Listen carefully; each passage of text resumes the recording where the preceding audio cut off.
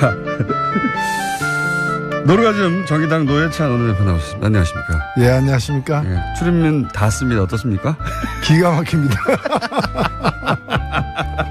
지하철 탈 때마다 들을 수 있는 예. 지하철 공사에서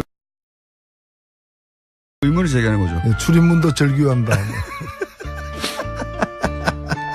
출입문 닫습니다. 예. 저희가 이 정도입니다. 곳곳에 숨어있는 다스의 비밀을 밝혀내는.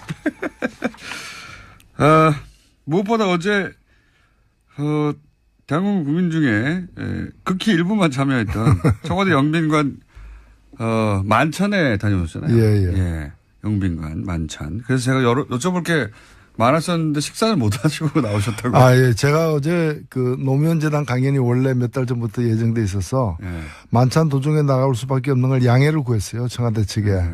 근데 어제 정상회담이 길어지는 바람에 만찬이 30분 늦게 시작한 거예요. 그래서 제가 앞에 뭐 인사는 다 했는데 밥 나오기 전에 나왔습니다. 보리차만 마시고 나왔습니다. 보리차만 마시고. 아까운 기회를 놓치셨네요. 예, 뭐 그래도 뭐 예. 그럼 물어볼 게 없네. 그럼 만찬에 앉아 계시다 거기 나오신 거잖아요. 보리차 마시고. 예. 아니 그 앞에 이제 여러 오랜만에 보는 분들 많이 이제 인사도 나누고 이제 그런 건 다 했죠. 그런 거가 중요한 게 아니지 않습니까? 밥을 먹고 맛이 어땠나부터 시작해가지고 음식은 똑같은 거 먹었을 거 아닙니까? 만약에 먹는다면 그죠? 트럼프 대통령이 먹는 거나 그렇겠죠? 설마. 보통 그런데 예. 그렇죠. 예. 아깝네요. 괜찮습니다. 뭐. 어제 있었던 정상회담의 전반적인 뭐 평가를 한번 해보시면요. 예, 미리 조율을 많이 했던 것 같습니다. 예, 그거는 그냥 이루어진 일이 아니거든요. 그렇죠. 예. 그리고 제가 뭐 그 전에 이 정부 관계자들 만나서 얘기 들을 때도 이제 그런 좀, 의도나 이런 계획들을 들었는데, 그 정상회담이 굉장히 중요한 하나의 고비예요. 그렇죠. 여기서 또 트럼프 말폭탄 터뜨리고 하면 난리 나는 거죠, 우리도. 그래서 상당히 이렇게 뭐 자극적인 말을 갖다가 안 하게 한다거나 또는 북핵 문제에 대한 언급, 북한에 대한 언급 또는 중국과 관계 또는 우리하고 일본의 특수관계에 대한 이해 이런 점에 관해서 좀 보이지 않는 그런 선에서 상당한 작업을 해온 결과가 어저께 드러난 게 아닌가 이렇게 보여집니다. 그런 우려되는 지점들에 대한 논의가 오랫동안 있었군요. 그래서 이제 우리가 보기에는 문제될 발언들이 전혀 안 나온 거의 없었다고 봐도 과언이 아닌데 사실은. 코리아 패싱 없다는 발언이 국내 정치적으로는 의미가 있겠죠? 그렇죠. 이 코리아 패싱이라는 게 사실은 이게 우리 역사에서 코리아 패싱 대표적인 걸 얘기하라면은 1953년 한국 전쟁 중에 미국이 이승만 정부를 따돌리고 북한하고 이렇게 협상해가지고 휴전해버린 거예요. 휴전 협정 당사자가 아닙니다 우리가. 이게 말도 안 되는 전형적인 이제 코리아 패싱이고 이제 그래서 이승만이 반발해가지고 방공포로 석방하고 막 이렇게 한 건데. 절대적인 코리아 패싱이죠 사실. 그랬던 거죠. 전쟁하다가 협정을 맺는데 어떻게 당사국을 뺍니까? 맞습니다. 근데 이제 지금에 와서 코리아 패싱이란 거는 이 한반도 문제를 해결하기 위해서 한국을 빼고 미국과 북한 직접 협상한다. 뭐 이런 건데 그럴 상황이 전혀 아니거든요. 오히려 우리가 이제 그런 평화 병행론을 주장하고 미국은 그거에 대해서 현재 트럼프 정부는 별로 선택하지 않고 있는 상황인데 이 코리아 패싱은 보수 야당들이 문재인 정부를 갖다가 공격하기 위해서 그런 프레임이죠. 그 외교를 잘못하고 있다라고 해서 코리아 패싱이라고 근거 없이 얘기해 왔던 건데 그게 별로 사실이 아니라는 게 이번에 트럼프에서 확인된 거죠. 국내 정치적으로 이제 그 얘기하면 뭐 트럼프 발언을 계속 들이대면 될 것 같고 또 한 가지 이제 많이 논의되는 게 이제 미국은 무기를 팔고 우리는 대화로 하겠다거나 혹은 코리아 패싱 없다거나 탄도 중량 제한 합의를 받아냈다든가 이게 계산서가 주고받은 게 이게 수익 타산이 맞느냐 우리 입장에서 이건 어떻게 평가하십니까? 제가 월요일 날 그 청와대 국감이 있었어요. 국감에서 이 얘기를 갖다가 제가 미리 했었습니다. 장하성 정책실장한테 트럼프 다루는 법 예. 해가지고 트럼프 다루려면 트럼프처럼 해야 된다. 트럼프처럼 해야 예, 그래서 첫 번째 뻔뻔해져야 된다. 뻔뻔해져야 된다. 예. 우리 대통령은 젠틀맨이잖아요. 그래서 그렇게 하면 안 된다. 뻔뻔해져야 된다. 그 다음에 이제 벼랑 끝까지 가면 같이 가야 된다. 먼저 스톱하면 안 된다라는 건데 대표적으로 한미 FTA 같은 거는 한미 FTA를 통해 가지고 우리도 이득을 얻었지만 미국이 더 큰 이득을 얻고 있는 거거든요. 한미 FTA를 갖다가 재협상 안 하면 폐기한다라고 하는데 폐기하면 미국은 무역 적자가 40억으로 늘어나게 돼 있어요. 한미 FTA 하면은 280억으로 줄어들고. 그래서 무역지가 더 줄어든 건데 이걸 더 줄이려고 폐기하겠다 그러는데 자 그럼 폐기하자. 한국이 더 큰 이익이다. 그러면 이렇게 나갈 필요가 있는데 우리로서는 사실은 무역은 우리가 계속 흑자를 보고 있지만 미국과의 무역에서는 그다음에 이제 그 서비스는 무역하고 별도로 계산하거든요. 서비스에서는 우리가 연 한 50억 정도 더 손해를 보고 있어요. 그러니까 적자를 보고 있어요. 근데 이것만이 아니라 무기는 우리가 미국 무기를 전 세계에서 가장 많이 수입하는 나라예요. 오랫동안 그래왔습니다. 오랫동안 그래왔고 한미 FTA 이후에 이게 더 늘어가지고 1년 국방비 예산은 10%를 미국 무기 수입에 쓰고 있고 이게 우리가 연 50억 달러 정도를 쓰고 있는 거예요. 최근에는. 그래서 무기 FTA 적자 얘기하면 무기 얘기를 갖다 꺼내시라. 그래서 이걸 가지고 무역 적자를 막는. 근데 지금 그 전략을 갖다가 이 트럼프가 이 영악한 트럼프 대통령이 쓰고 있는 것 같아요. 그래서 거꾸로 쓰고 있는 거예요. 그래서 이 얘기는 뭔가 하면 무역 적자를 갖다가 더 줄이는 것이 불가능하다면은 무기를 더 수입해라. 이 얘기인데 그 무기를 덜 수입하면은 그 무역과 관련해 가지고 특히 축산이라거나 미국이 노리는 게 몇 개 군데가 있어요. 그걸 갖다가 우리는 더 강하게 개방을 요구하겠다. 근데 그 개방하면 국내에서 또 농민들 난리잖아요. 똑같은 방식으로 상대해야 된다. 네. 그렇죠. 무기와 FTA를 연계한 것은 트럼프 대통령이 지난번부터 했던 일인데 우리도 그럼 거꾸로 그럼 무기 많이 사줄 테니까 FTA 그럼 우리한테 양보해 이렇게 나가야 된다. 그런 건 아닌데 무기를 많이 사는 게 좋다고는 보는 건 아닙니다. 다만 우리에게 필요한 무기들이 있죠. 이번에 예를 들면 그 정찰 자산 같은 거는 우리가 이제까지 미국이 우리한테 팔지 않았던 것이기도 하고 우리가 굉장히 부족한 부분이고 그래서 그런 점에서는 저는 뭐 자주 국방을 위한 어떤 국방력 강화 차원에서도 필요한 대목이라고 봅니다. 알겠습니다. 그럼 종합적으로 판단해서는 성과는 뭐 아직 국회 연설이 남았는데 그건 뭐 연설이니까요. 지금 사실상 오늘 국회 연설까지도 사실 보긴 해야 되는데 지난 일주일 전에 11월 1일 날 대통령이 이제 국회 시정연설하러 와가지고 사전에 여야 대표들하고 간담회를 했어요. 그때 아주 인상적인 얘기를 했는데 언론에는 보도가 안 됐더라고요. 안 됐는데 그 내용이 뭔가면은 외교 문제와 관련해서 그동안에 이 야당들이 굉장히 많이 그 정부를 추궁했는데 외교 문제는 시간이 필요한 게임이다. 이번에 중국과의 어떤 이 사드 문제에 대한 대타협이 있었고 그다음에 이 트럼프가 한국 방문하는 것 이 두 가지 사건이 한 고비를 넘기게 되는 사건이 될 거다. 그래서 이제는 그동안에 이제 도대체 뭐 하냐 특히 외교 안보란이 취약한 거 아니냐 이런 추궁을 많이 받았는데 이번에 결국에는 물밑 작업으로 사드를 원만하게 일단은 봉합을 했잖아요.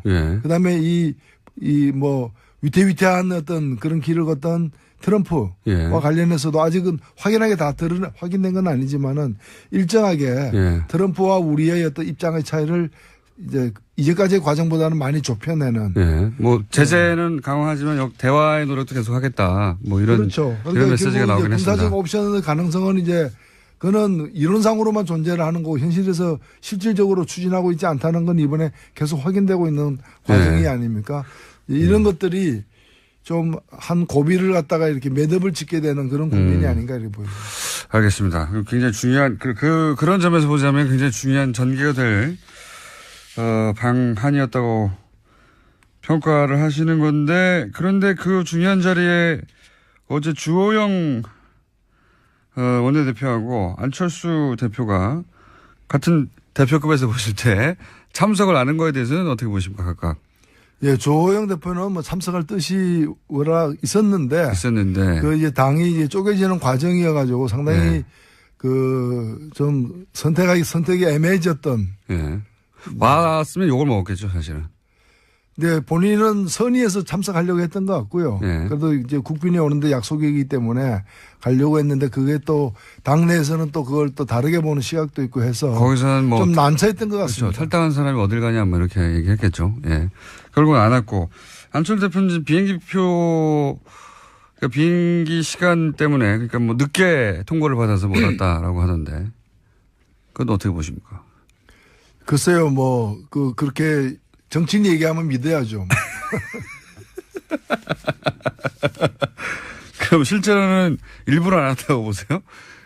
글쎄요, 한쪽에서는 뭐 테크니컬 파울이 아닌가. 테크니컬 파울이 이렇게도 보는데. 예. 테크니컬 파울. 근데 이제 정치는 일단 명분을 가지고 먹고 사는 직업이라서 예. 본인이 이제 명분 내세우면 그걸 일단 인정해 줄 필요는 있습니다. 믿지 않으시는 눈빛이네요. 테크니컬 파울. 자, 이런 건 어떻습니까? 지금 현재 바른정당, 자유한국당, 그리고 국민의당 모두, 지금 소용돌이 속에 있습니다. 우선 가장 먼저 바른정당 탈당 사태는, 어떻게 전개될까요, 앞으로? 종합적으로 볼 때. 추가 탈당은 있겠는가, 혹은 김무성 의원의 탈당을 어떻게 보시나 등등 기타. 어떻게 될 거라고 보십니까? 일단은 그림이. 명분이 본인들도 시인을 했더라고요. 명분이 없다. 큰 명분이 없죠. 비판을 사실. 많이 듣을 것이다. 이렇게 먼저 이렇게 시인을 죄송합니다. 하던데 문재인 정부의 폭주를 막겠다. 예. 근데 그거는 명분이 안 되는 걸로 보이고 정확하게 하면 자신들의 폭망을 막겠다. 이런 얘기 같은데 그래서 과연 폭망이 막아질지는 의문이고요. 예. 저는 안타깝게 생각하는 게 보수 혁신의 하나의 아이콘이었습니다. 예. 그리고 충분치는 않지만 앞으로 예. 노력에 따라서는 보수 혁신의 중심이 될 수도 있는 예. 그런 집단이 이제 바른정당의 어떤 존재 가치였는데. 그래서 기대치가 있었죠. 일정 정도. 예. 그런데 이게 아직 그런 뜻을 갖고 있는 분도 이제 유승민 대표를 포함해서 있지만 나머지 분들이 지금 탈당을 함으로써 보수 혁신의 가능성이 낮아졌다. 20명에서 일단은 11명이 된 거 아닙니까? 보수 혁신의 한국 정치에서 보수가 스스로 혁신할 가능성이 20%에서 11%로 낮아졌다. 몇 명 더 나가면 더 낮아질 거다. 어디까지 낮아질 거냐? 저는 한 5%까지도 낮아질 수 있다. 이래 보여집니다. 그렇게 전망하시는군요. 예. 그런 수치를 말하는 사람들도 있고요, 실제. 절대 떠나지 않을 사람 몇 명 찾아보면 5명 정도 아니겠느냐. 예, 그래서 저 5명이 될 것 같으니까 5%다 이렇게 생각합니다. 알아들었습니다. 그 정도는 제가. 김무성 의원의 탈당에 대해서는 사실은 보수 매체에서도 그런 기사들이 나와요. 김무성 의원은 탈당하다가 맨 마지막에 나오거나 아니면 끝까지 유승민 의원과 같이 해야 되는 게 아니냐. 본인이 유승민 의원을 끌고 나왔는데 이런 얘기 있지 않습니까? 어떻게 보십니까? 아니 본인이 직접 몇 차례 얘기한 것은 이제 명분은 없다. 그러나 지역에서 이렇게 지방선거에서 살아남아야 되는 그런 분들의 뜻이 일단은 가서 살자라는 것이고 그걸 거절하기 힘들다 이런 얘기 같습니다. 근데 이제 저는 이제 김무성 의원이 결국 유승민 의원을 마지막까지 남아있던 유승민 의원을 끌고 나온 당사자니까 적어도 유승민 의원에 대해서는 본인이 그랬던 사람으로서 최소한의 정치적 도의를 지켜서 같이 갔어야 되는 거 아니냐 이거죠. 다른 사람 8명을 보내더라도. 그게 물론 그렇게 이제 볼 수도 있는데 유승민 의원을 안 보는 거죠. 그러니까 노룩 컴백. 예, 노룩 탈당이죠. 예. 그쪽을 안 보고 그냥 가는 거죠. 노룩. 그쪽을 보면 곤란해지니까 몇 가지로 미안하고. 그리고 국민들이 그한테 명분 없다는 얘기도 국민들을 쳐다보지 않는다는 거예요. 국민들을 보지 않고 노룩. 예. 노룩 컴백. 홍준표 대표와 김무성 의원 둘 다 사실은 지금 현재 지분을 가진 지분이 어느 정도인지 모르겠습니다만 이제 두 분 다. 이 두 분의 양립이 그 안에서 가능할까요? 일단은 친박 그 변수가 있는 한 예. 친박하고 같이 맞서야 된다는 점에서 당내 친박이 다 청산된 게 아니기 때문에 그 긴장이 앞으로도 계속될 것이고요. 뭐 그런 점에서는 또 같은 그 이렇게 이해관계 당분간은 예, 이해관계도 있는 거죠. 갈등 관계도 있고 이해관계 다 있는데 이제 같이 양립할 측면도 있다는 거죠. 당분간은 그럴 것이다. 그러면 서청원, 최경환 두 의원의 출당 문제를 가지고 힘을 합칠 수도 있다. 예. 뭐 출당이 그렇게 과연 쉬울지.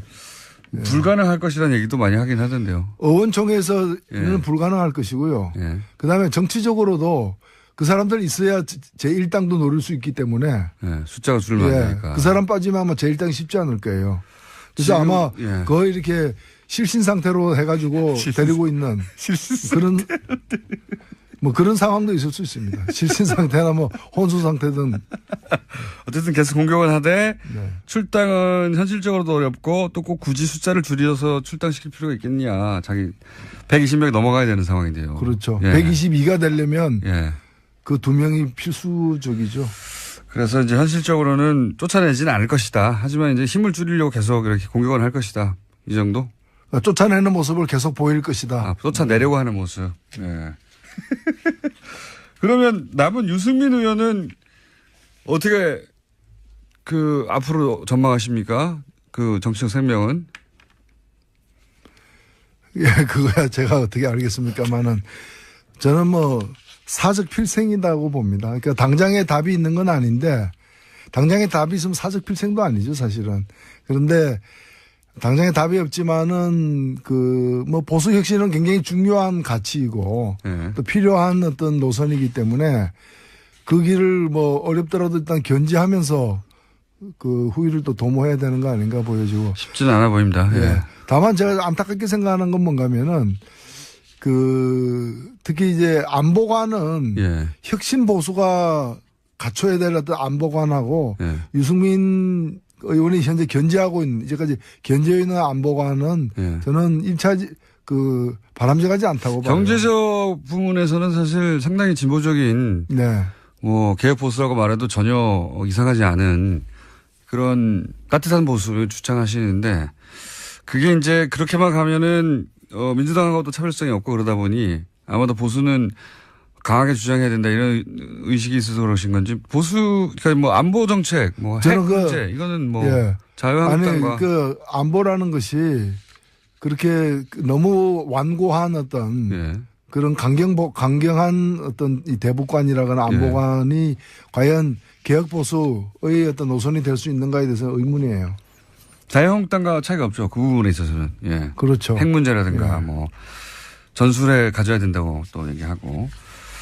자, 그러면 국민의당은 어떻게 돼갈까요? 국민의당도 내부적으로 이제 안철수 친한과 이제 뭐 비한 반한 이 정도로 불릴 수 있는 세력이 이렇게 점점 서로 갈라지고 있는 것 같은데, 그죠?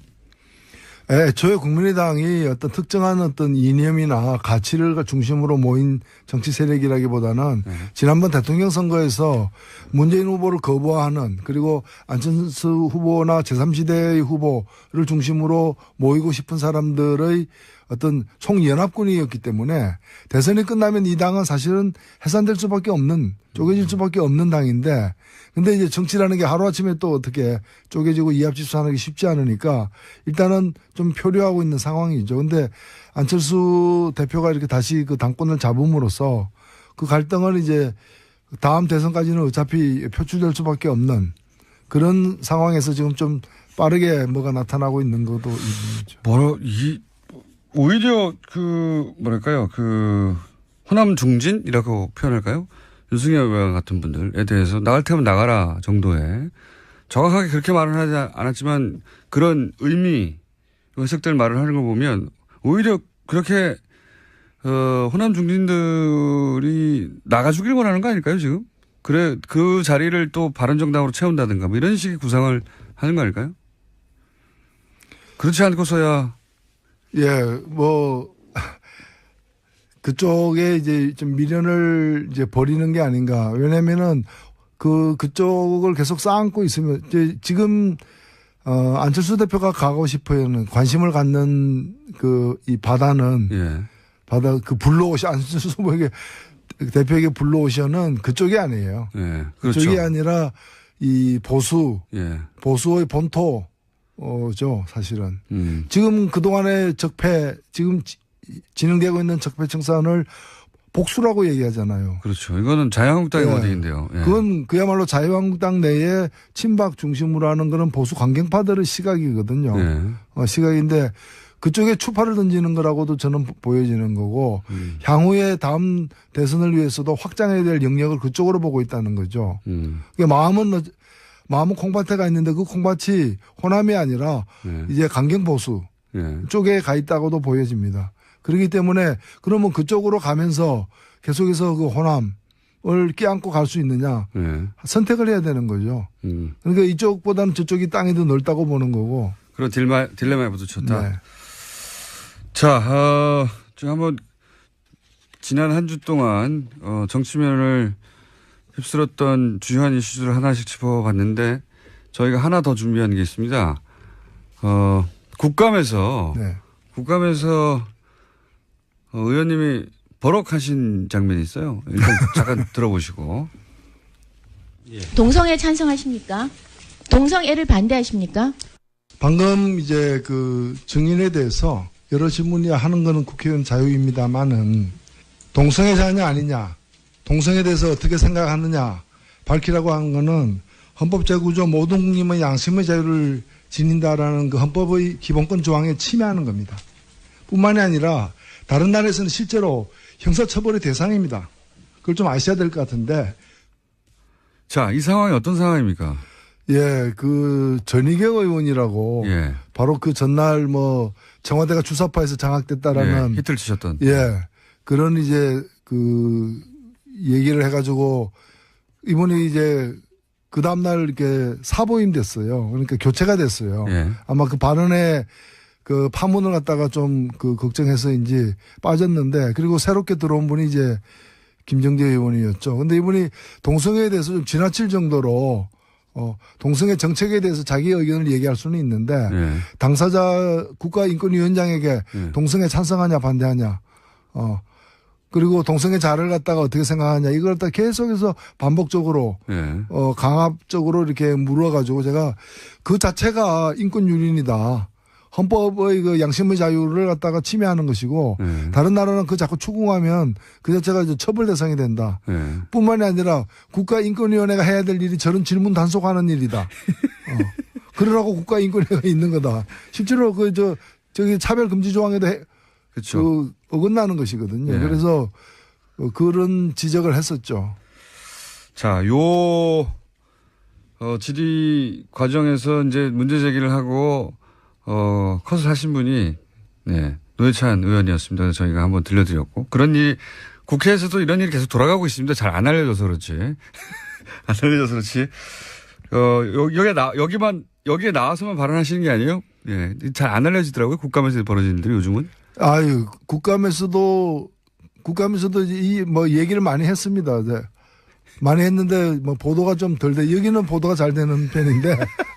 그래서 뉴스공장에서만 얘기하는 거 아니냐 그러는데 얘기는 계속 많이 하는데 보도가 이제 덜 되는. 말 나온 김에 마지막으로 한 가지만 더 보자면 자유한국당 전희경 의원이 이제 청와대가 운동권과 주사파에서 장악됐다 이런 예. 얘기 했지 않습니까? 그 대목은 어떻게 평가하십니까? 저는 그게 그렇게 생각한다면은 그분은 빨리 망명을 해야 되는데 그렇잖아요. 그리고 아니면 그 투쟁을 해야죠. 자유민주주의 회복을 위해서. 근데 청와대가 어떻게 주사파에 의해서 예. 장악됐다고 생각하면서 편안하게 밥도 먹고 잠도 자는지 나는 이해가 안 가요. 주사파에서 장악됐다는 것은 준 북한이 됐다는 얘기거든요. 아, 그렇죠. 예, 그런 의미거든요. 예. 그러니까 그 정권 하에서 어떻게 그렇게 활보를 하고 있느냐, 평안하게. 예. 요즘 사실 한 30대까지는 주사파가 뭔지도 모릅니다. 이게 언제적 단어인지 모르겠는데, 예. 그래서 비서실장이 이제 좀 발끈했죠. 그렇죠. 예. 예. 주사파의 의미는 과거 군사정권에서 학생운동하는 사람들을 이제, 김일성의 지령을 따른 사람이다. 그래서 전두환 정권 때 당신은 뭐 했느냐. 예. 뭐 했는지 모르겠지만. 예. 그렇게 되묻는 거죠. 예. 예. 지적을 했었죠. 그 시절에 만들어진 이제 용어거든요. 예. 김일성의 지령을 따르는 사람들 이런 의미입니다. 이게 말하자면. 그렇다고 이제 공격을 하니까 발끈할 수밖에 없는 거고 거기에 대해서 의원님은 그럼 큰일 나는데 우리나라 망명해야지 어떻게 했냐고. 예. 고급스러운 디스였습니다. 자, 한 가지만 더 시간 다 됐는데 어제 이정미 대표가 나와서 그런 얘기 하시더라고요. 평상시에 노회찬 원내대표가 정말 말이 많은데 요즘은 노루가즘에 가서 터뜨리려고 평소에 말을 아낀다고. 그러고 싶은데 그게 안 되네요. 화요일 날 저녁에 JTBC에서 불러좀 거기 가서 또 얘기하니까. 꼭 화요일 날 부르시더라고. 네. 오늘 여기까지 하겠습니다. 지금까지 정의당 노회찬 대표였습니다. 감사합니다. 네, 고맙습니다. 제가 미리 했었습니다. 장하성 정책실장한테 트럼프 다루는 법 네. 해가지고 트럼프 다루려면 트럼프처럼 해야 된다. 트럼프처럼 해야 된다. 예, 그래서 첫 번째 뻔뻔해져야 된다. 뻔뻔해져야 된다. 네. 우리 대통령은 젠틀맨이잖아요. 그래서 그렇게 네. 하면 안 된다. 뻔뻔해져야 된다. 네. 그 다음에 이제 벼랑 끝까지 가면 같이 가야 된다. 네. 먼저 스톱하면 안 된다라는 건데 대표적으로 한미 FTA 같은 거는 한미 FTA를 통해 가지고 우리도 이득을 얻었지만 미국이 더 큰 이득을 얻고 있는 거거든요. 한미 FTA를 갖다가 재협상 안 하면 폐기한다라고 하는데 폐기하면 미국은 무역 적자가 40억으로 늘어나게 돼 있어요. 한미 FTA 하면은 280억으로 줄어들고. 그래서 무역지자 더 줄어든 건데 이걸 더 줄이려고 폐기하겠다 그러는데 자 그럼 폐기하자. 한국이 더 큰 이익이다. 그러면 이렇게 나갈 필요가 있는데 우리로서는 사실은 무역은 우리가 계속 흑자를 보고 있지만 미국과의 무역에서는 그다음에 이제 그 서비스는 무역하고 별도로 계산하거든요. 서비스에서는 우리가 연 한 50억 정도 더 손해를 보고 있어요. 그러니까 적자를 보고 있어요. 근데 이것만이 아니라 무기는 우리가 그죠 우리도. 그래서 상당히 이렇게 자극적인 말을 갖다가 안 하게 한다거나 또는 북핵 문제에 대한 언급, 북한에 대한 언급 또는 중국과 관계 또는 우리하고 일본의 특수관계에 대한 이해 이런 점에 관해서 좀 보이지 않는 그런 선에서 상당한 작업을 해온 결과가 어저께 드러난 게 아닌가 이렇게 보여집니다. 그런 우려되는 지점들에 대한 논의가 오랫동안 있었군요. 그래서 이제 우리가 보기에는 문제될 발언들이 전혀 안 나온 거의 없었다고 봐도 과언이 아닌데 사실은 코리아 패싱 없다는 발언이 국내 정치적으로는 의미가 있겠죠? 그렇죠. 이 코리아 패싱이라는 게 사실은 이게 우리 역사에서 코리아 패싱 대표적인 걸 얘기하라면은 1953년 한국 전쟁 중에 미국이 이승만 정부를 따돌리고 북한하고 이렇게 협상해가지고 휴전해버린 거예요. 휴전 협정 당사자가 아닙니다 우리가. 이게 말도 안 되는 전형적인 이제 코리아 패싱이고 이제 그래서 이승만이 반발해가지고 방공포로 석방하고 막 이렇게 한 건데. 절대적인 코리아 패싱이죠 사실. 그랬던 거죠. 전쟁하다가 협정을 맺는데 어떻게 당사국을 뺍니까? 맞습니다. 그런데 이제 지금에 와서 코리아 패싱이란 거는 이 한반도 문제를 해결하기 위해서 한국을 빼고 미국과 북한 직접 협상한다. 뭐 이런 건데 그럴 상황이 전혀 아니거든요. 오히려 우리가 이제 그런 평화 병행론을 주장하고 미국은 그거에 대해서 현재 트럼프 정부는 별로 선택하지 않고 있는 상황인데 이 코리아 패싱은 야당 보수 야당들이 문재인 정부를 갖다가 공격하기 위해서 그런 프레임이죠. 그 외교를 잘못하고 있다라고 해서 코리아 패싱이라고 근거 없이 얘기해 왔던 건데 그게 별로 사실이 아니라는 게 이번에 트럼프에서 확인된 거죠. 국내 정치적으로 이제 그 얘기하면 뭐 트럼프 발언을 계속 들이대면 될 것 같고 또 한 가지 이제 많이 논의되는 게 이제 미국은 무기를 팔고 우리는 대화로 하겠다거나 혹은 코리아 패싱 없다거나 탄도 중량 제한 합의를 받아냈다든가 이게 계산서가 주고받은 게 이게 이해 타산이 수익 타산이 맞느냐 우리 입장에서 이건 어떻게 평가하십니까? 제가 월요일 날 청와대 국감이 있었어요. 국감에서 이 얘기를 갖다 버리셔가지고 아까운 기회를 놓치셨네요. 그래도 그럼 물어볼 게 없네. 그럼 만찬에 앉아 계시다 그게 나오신 거잖아요. 보리차 마시고. 아니, 그 앞에 이제 여러 오랜만에 보는 분들 많이 이제 인사도 나누고 이제 그런 건 다 했죠. 그런 거가 중요한 게 아니지 않습니까? 밥을 먹고 맛이 어땠나부터 시작해가지고 음식은 똑같은 거 먹었을 거 아닙니까? 만약에 먹는다면, 그죠? 트럼프 대통령이 먹는 거나 그렇겠죠? 설마. 보통 그런데 예. 그렇죠. 예. 아깝네요. 괜찮습니다. 뭐. 어제 있었던 정상회담의 전반적인 뭐 평가를 한번 해보시면요. 예, 미리 조율을 많이 했던 것 같습니다. 예, 그거는 그냥 이루어진 일이 아니거든요. 그렇죠. 예. 그리고 제가 뭐 그 전에 이 정부 관계자들 만나서 얘기 들을 때도 이제 그런 좀, 이 의도나 이런 계획들을 들었는데, 예, 그 정상회담이 굉장히 중요한 하나의 고비예요. 그렇죠. 예, 여기서 또 트럼프 말폭탄 터뜨리고 하면 난리 나는 거. 자. 노르가즘 정의당 노회찬 원내대표 나오셨습니다. 안녕하십니까. 예, 안녕하십니까. 예, 출입문 닫습니다. 어떻습니까? 기가 막힙니다. 지하철 탈 때마다 들을 수 있는. 예. 예. 지하철 공사에서 의문을 제기하는 거죠. 예, 출입문도 절규한다. 출입문 닫습니다. 예. 저희가 이 정도입니다. 곳곳에 숨어있는 닫스 비밀을 밝히는. 무엇보다 어제, 대한민국 국민 중에, 극히 일부만 참여했던 청와대 영빈관, 만찬에 다녀오셨잖아요. 예.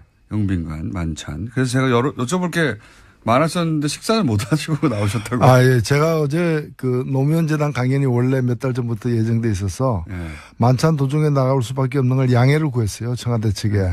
근데 어제 정상회담이 길어지는 바람에 만찬이 30분 늦게 시작한 거예요. 그래서 제가 앞에 뭐 인사는 다 했는데 밥 나오기 전에 나왔습니다. 보리차만 마시고 나왔습니다.